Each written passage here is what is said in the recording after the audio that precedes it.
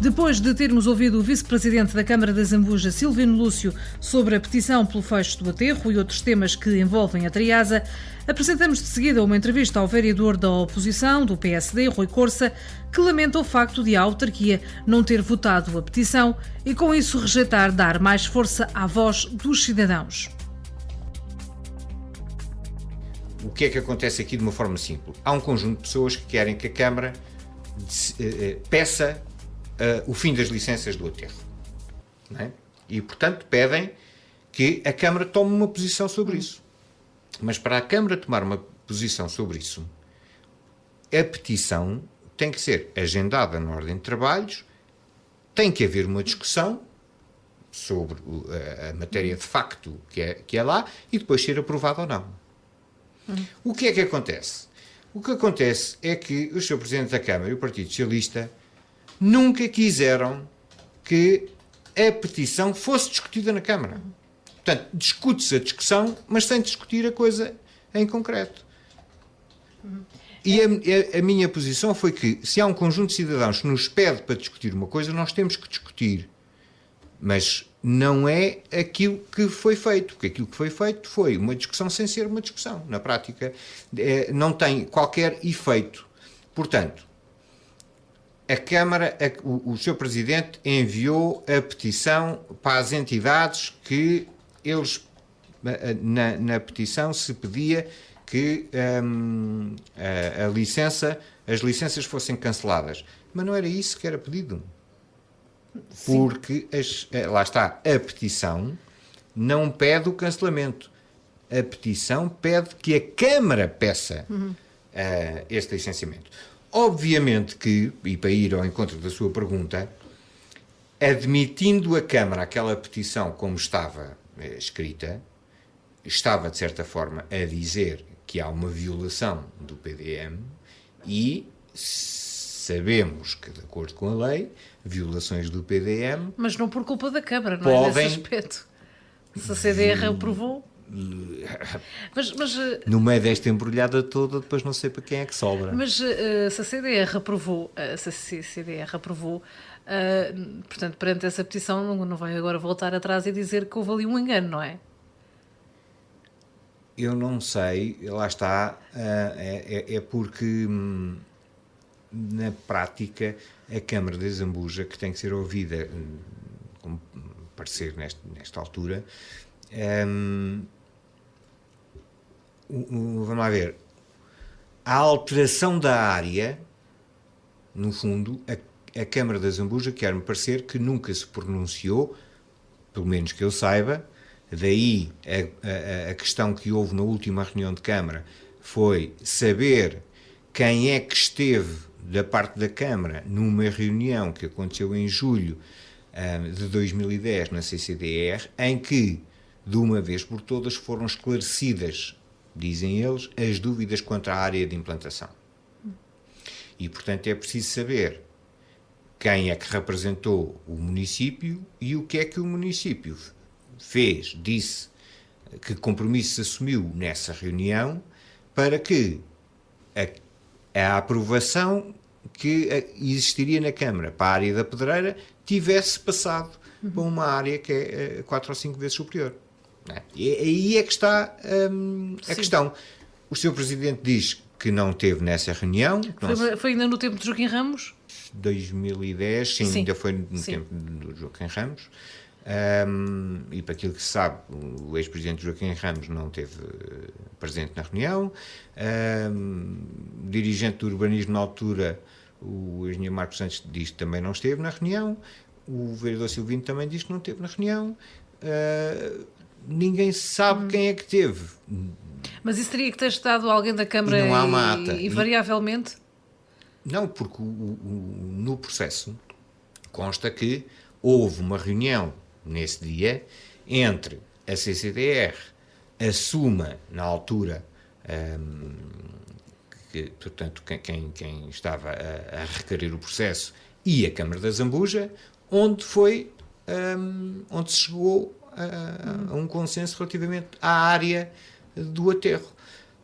Dessa reunião não há ata e não se sabe até esta data, o Sr. Presidente não conseguiu informar quem é que tinha estado presente nessa reunião por parte do município e o que é que tinha dito. Portanto, do licenciamento do aterro e o argumento de poderia ter sido violado o PDM, a CCDR não se prevê que possa voltar atrás, independentemente dessa reunião e das pessoas que estiveram lá presentes. Assim, à primeira vista, parece que essa questão não tem muitas pernas para andar, não é? Não. Que é a petição dos moradores, não é? No fundo, a petição é mais um instrumento de pressão, para aquilo que me parece, no sentido de, em 2021, as licenças não sejam renovadas. E, portanto, é mais uma forma de exercer pressão, e todas as formas de exercer pressão nesse sentido são bem-vindas.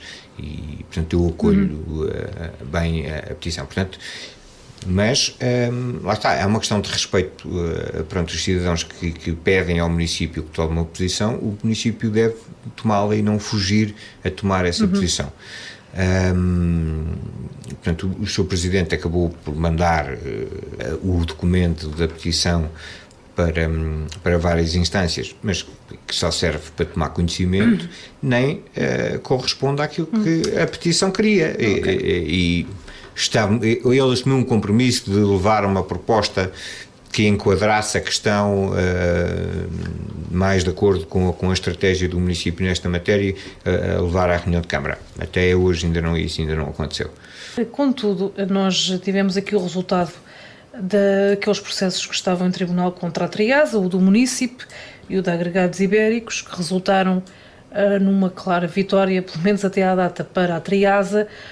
E tendo em conta que o Ministério Público fez até aqui um quase elogio no final do documento à empresa, isto não perspectiva nada de muito positivo para o próximo maio de 2021 e a renovação ou não das licenças. Pelo que eu percebo aqui a nível dos dois principais partidos que estão na Câmara, poderá-se estar a alimentar aqui algumas expectativas junto à população que depois as coisas podem não correr bem, não é? Eu espero que não, e é preciso também terem atenção que esses processos em tribunal são coisas específicas e não têm a ver propriamente com o aterro na sua globalidade, e às vezes parece que se vende essas vitórias ou derrotas como se fossem vitórias ou derrotas para um lado ou para o outro, de uma forma global.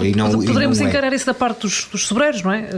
Que é um pouco à parte, mas o licenciamento do aterro e a questão do agregado ibéricos... Aqui para nós, e reduzindo a coisa de uma forma simples para as pessoas que nos estão a ouvir perceberem rapidamente o que está em causa, foi feita uma denúncia de que tinha sido feito um abate ilegal de sobreiros naquela propriedade. O Tribunal vem não dar razão a essa denúncia, alegando que não há prova que os sobreiros existissem antes. Portanto, mas estou a falar agora na questão... tem muito pouco a ver com aquilo que nós estamos a seguir, com a luta que nós temos a ver. Mas no que diz respeito a agregados ibéricos e à violação do PDM, acaba por ser um bocadinho por aí que a questão também se passa. A licença ambiental...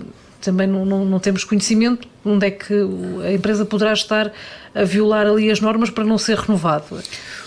Ó Silvia, há aqui questões que, como sabe, que estão a ser tratadas em tribunal. Há várias ações com o município e, portanto, eu assumi o compromisso neste dossiê de não divulgar alguma da estratégia que o município está a seguir, para a qual contribuí, e portanto há questões que eu não vou obviamente abordar.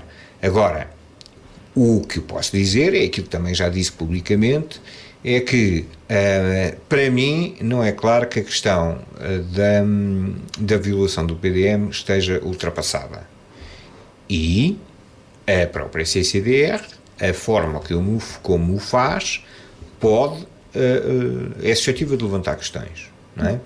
Para o Ministério Público, pelo menos não foi questão. Não nos podemos esquecer, o Ministério Público nessa sentença e nessa análise que fez em concreto sobre essa petição.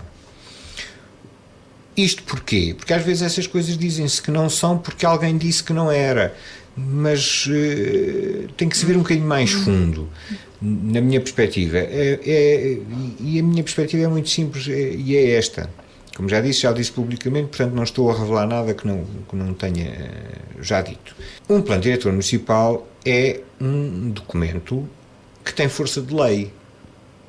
Ele é uma lei para o uso da terra. E uma lei não pode ser ultrapassada por um parecer técnico, seja de que entidade for. Mas a partir disso a Câmara esteve nessa reunião, deu o seu consentimento, não é? A Câmara só dá consentimentos do ponto de vista legal, de acordo com as competências que tem e os seus órgãos devidamente constituídos. Não é alguém que vai a uma reunião em que pode ter chegado eventualmente a qualquer entendimento, mas esse entendimento tem que ser sufragado por quem tem competência e pelos órgãos próprios.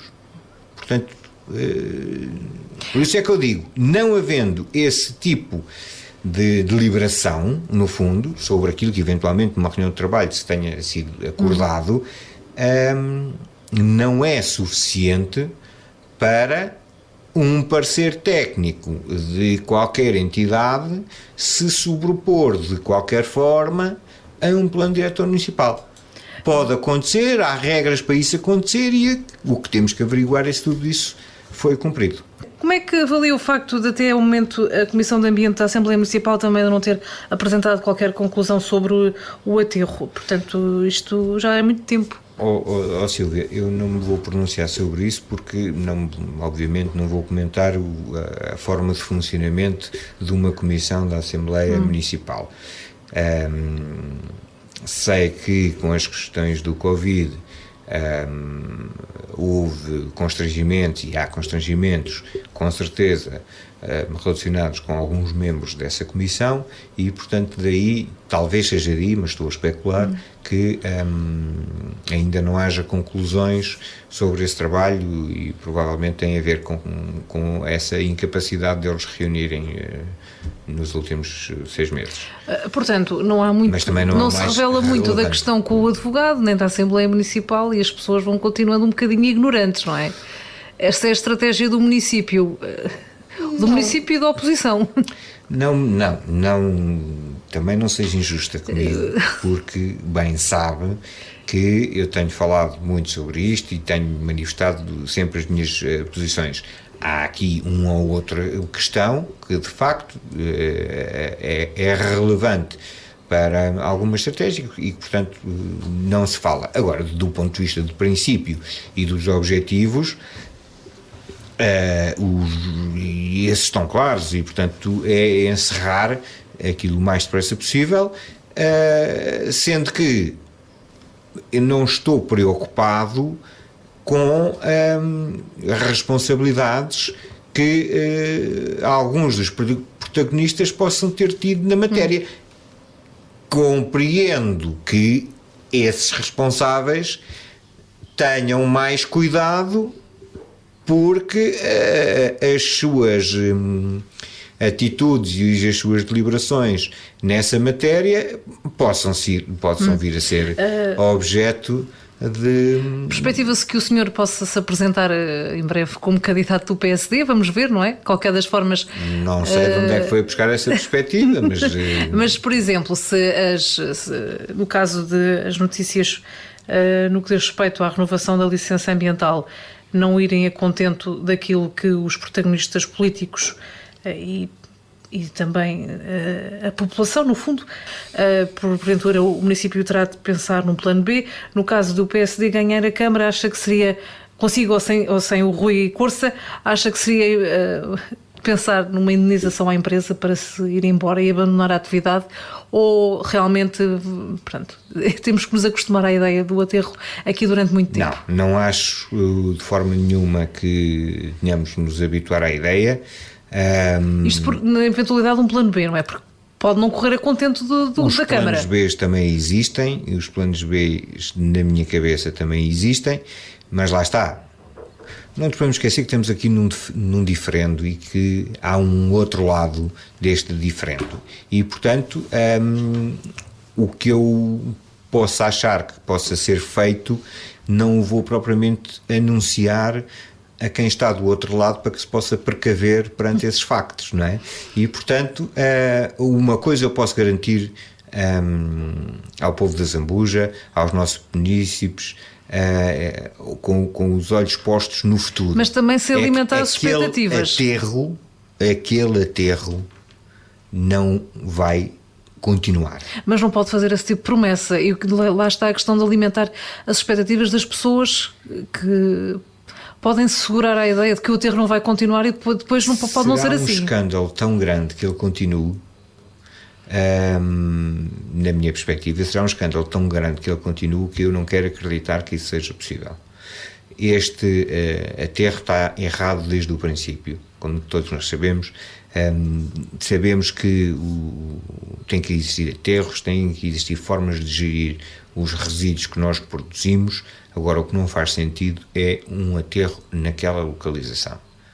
Mas também sabemos, e estou consciente quando digo isto, que é uma luta difícil, porque nós vemos na nossa sociedade vários organismos, quer públicos, quer privados, quer associações, com opiniões muito estranhas, para não chamar outra coisa, muito estranhas nesta matéria. Nós também vemos pessoas ligadas ao PSD e ao PS com ligações à Motengil, com empregos na Motengil.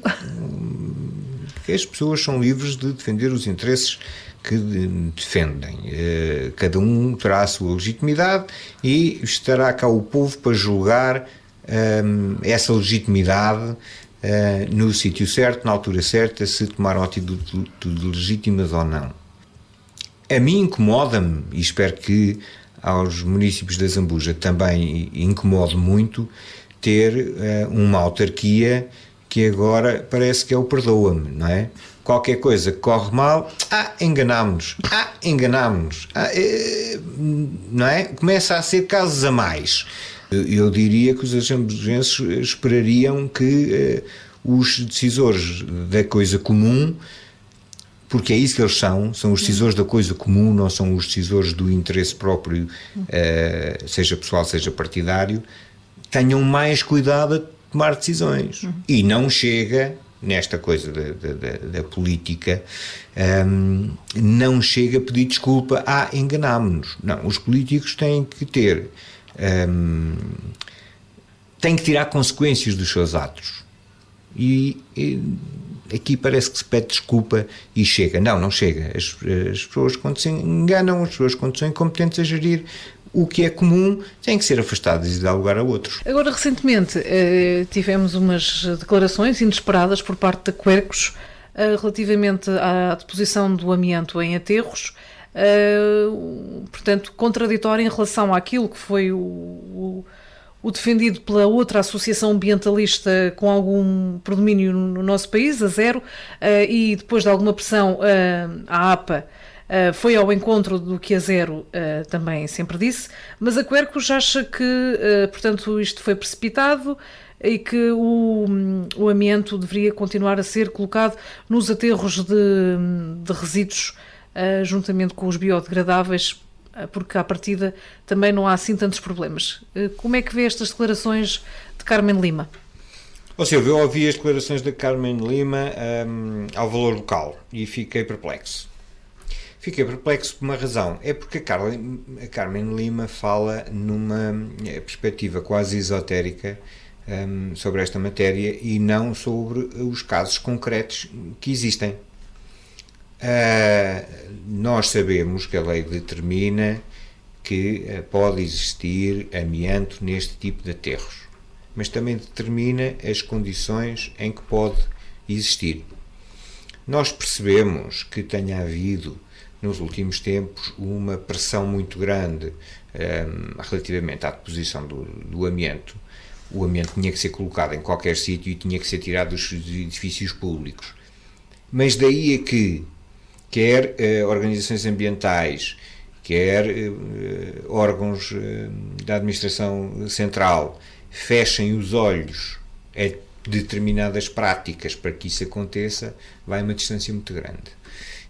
Obviamente que se as práticas, as boas práticas, e que foi isso, no fundo, que a APA veio aclarar após ter reconhecido, e isto é importante nesta luta em que a Zambuja esteve envolvida desde o princípio, e que nós no município também o fizemos desde há muitos meses atrás, que é precisamente reconhecer que a lei põe condições para que o amianto exista nos aterros. Nomeadamente, não pode ser colocado, e é este aclaramento que a APA vem fazer, não é? Que não pode ser colocado em células que contenham os resíduos biodegradáveis, como a lei diz. Ora, a lei portuguesa é a adaptação à legislação nacional de uma diretiva comunitária. A Carmen Lima fala dessa diretiva comunitária que aconselha coisas a fazer. E o Estado português colocou numa lei essa situação. E acho muito estranho que se fale disto e tente dar aqui uma volta, esquecendo que existe uma lei e que a lei tem que ser cumprida, não é? Eu também sei que por todas as partes reconhecerem que a lei não foi cumprida é um problema quase tão grande como haver sítio para depositar amianto, que é ter que o retirar dos sítios onde está, não é? A Carmen Lima fala muito bem que o amianto, o que tem é um perigo para a saúde de quem manuseia aquelas coisas, não é um perigo para o ambiente, mas depois, lá está, estão definidas quais são as condições que podem fazer com que o amianto em decomposição chegue às pessoas, nomeadamente, e nós sabemos aqui, e por isso é a crítica que eu faço de ir ao caso concreto, não é dizer que lá porque as regras dizem que o amianto deve ser embalado e colocado à parte, etc, etc, depois é preciso ver se na prática foi isso mesmo que aconteceu. E no nosso caso, verifica-se que o que aconteceu não corresponde às melhores práticas. Agora está enterrado, não se vê e quer-se passar por cima do assunto. O que ela dizia era que não, desde que não se ande lá com as máquinas por cima, está tudo bem. Obviamente que é criar algum tipo de condições que leve o amianto a deteriorar-se e o coloque em contacto com as pessoas, porque o perigo potencial é para as pessoas.